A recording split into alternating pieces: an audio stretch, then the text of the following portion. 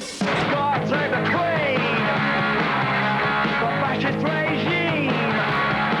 Dans God Save the Queen, du classique punk du groupe britannique de Sex Pistols, le chanteur Johnny Rotten se révoltait contre un système qui étouffait sa jeunesse. En 1994, on assiste en Amérique à une renaissance du punk rock, musique contestataire popularisée à la fin des années 70 par des groupes comme The Sex Pistols et The Clash.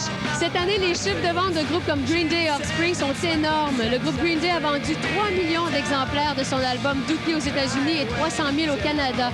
De son côté, Offspring a vendu 3 500 000 copies de son album Smash aux États-Unis et 200 000 exemplaires au Canada.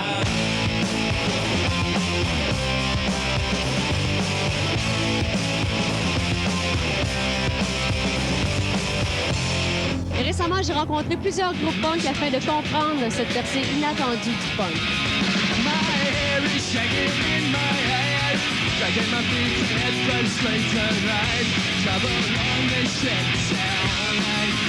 Do you think we're going to a punk revival, or it's just the medias are starting to get interested in punk music now these days? Punk has always been around. Yeah.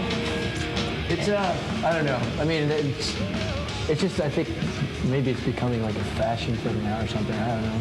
But I mean, it's always been around. It's just been like small communities of people dealing with it, and I know that's who should be doing it, actually. So.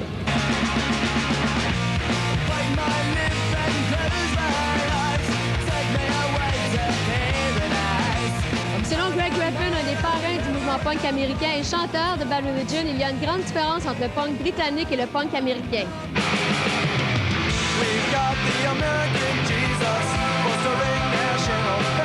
In England, it was mostly a working class revolt. It was by people who were in the working class who were fed up with their conditions, and they were fighting a political system. In America, it started with children. It started with kids who were not even in the working class, kids who didn't even know what the working class meant. All they knew is that they felt like outcasts in their little suburban communities because everyone told them that the suburbs were the right place to live, was a stepping stone to greener pastures, and their parents dragged them into a bland, stale existence where all the houses looked the same and all the people smoked pot and listened to rock and roll, and it was very hard to be an individual in that kind of environment. 'Cause I'm a 21st century digital boy.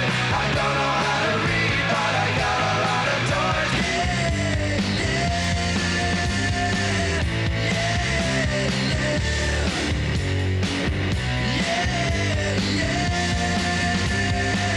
Mais la renaissance du punk a en quelque sorte commencé en 1991 quand Nirvana a conduit la masse et ouvert les portes.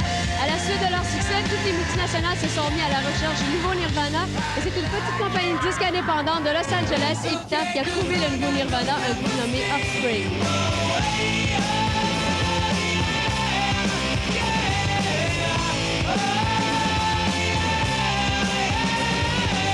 A big part of the mass appeal, I'm sure, has a lot to do with the breaking of Nirvana, of course. And I think that's an expected answer. But for years before that, Bad Religion has toured constantly and put out great records, like one after the other, and with little or no recognition, but building a large underground fan base.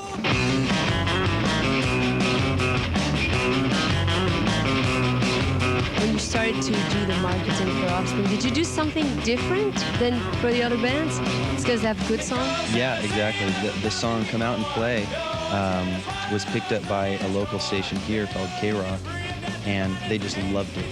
They wouldn't stop playing it. The phones went crazy. It was a genuine hit.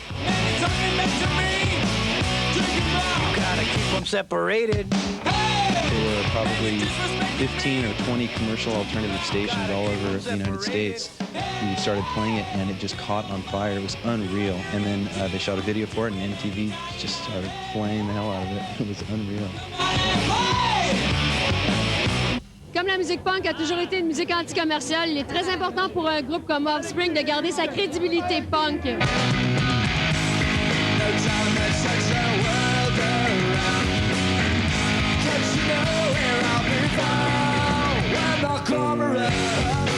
Green Day n'a pas eu peur de perdre sa crédibilité punk en participant participants au très commercial Woodstock 2 l'été dernier, une invitation qu'Offspring n'aurait sûrement pas acceptée.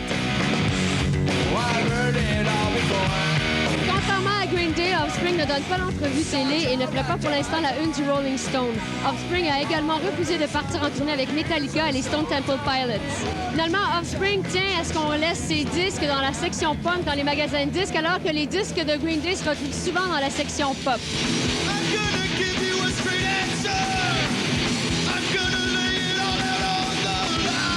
The punk rock bands, the good ones, like Bad Religion, let's say, they tend to play from the heart, and I think that's a big difference between a lot of the punk rock bands and the more mainstream bands. You know, they play from their hearts, and it's very sincere music, and they're doing the same thing now that they were before. It just now it happens to be very popular. Même la reine du pop, Madonna, s'intéresse à la musique punk. Aux dernières nouvelles, elle tentait de signer sur son étiquette Maverick le plus punk des groupes punk californiens, Rancid.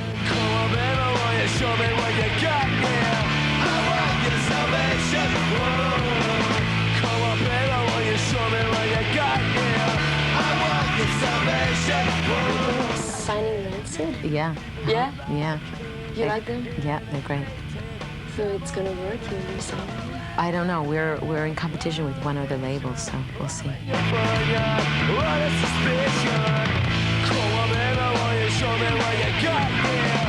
do you think of that, Madonna signing punk bands? Well, it seemed to me that it was a long time ago that punkers I knew out of LA either like had met her like way in her early days or what, maybe in New York. So she must have been hanging out in the punk scene in the early days. She used to too. hang out with some punkers a long time ago. I always loved the Sex Pistols. Yeah.